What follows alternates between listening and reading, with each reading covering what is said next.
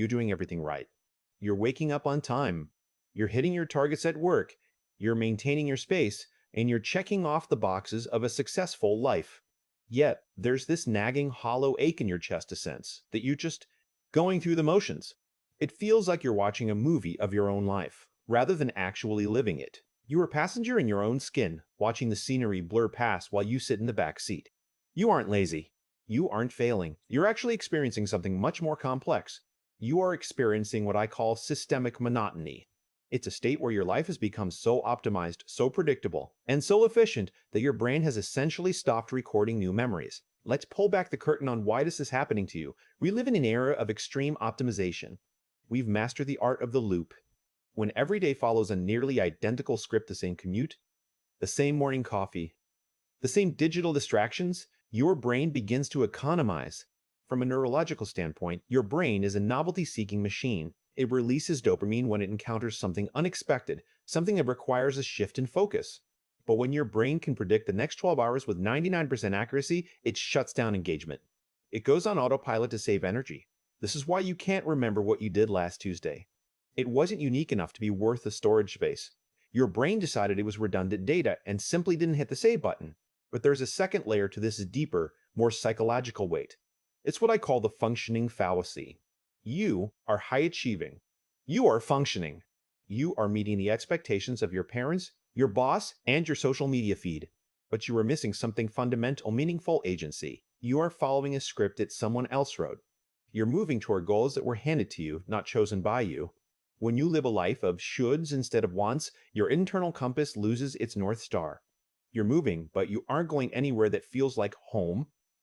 And then there is the safe life tax. We've been told that stability is the ultimate goal. We work so hard to remove risk, to create a safe existence. But here is the counterintuitive truth: total stability can feel like a flat line.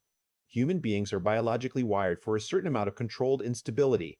We need the spike, the new environment, the new risk, the slight discomfort of the unknown to feel truly alive. By removing all the scary things, we've accidentally removed the vibrant things too. We've traded the peaks and valleys of a real life for a flat, paved road. This leads to a state of sensory and cognitive understimulation. You are overstimulated by content scrolling through endless feeds, watching other people live, but you are profoundly understimulated by action. Your brain is exhausted from the noise, but your soul is malnourished from the lack of movement. It's a dopamine debt. You're spending your energy on things that don't feed you, leaving you with nothing for the things that do. Now, I know what you're thinking. So, I need to quit my job and move to a mountain? Not necessarily. You don't need to blow up your life to break the loop. You need to introduce micro-novelty. Start with the smallest fractures in the routine. Take a different route home. Eat a food you've never tasted. Sit in a different chair. The goal here isn't just to do something different. It's to force your brain to save the data. It's about breaking the autopilot by making a conscious, mindful choice. We need to move from passive consumption to active creation. When you scroll, you are a consumer.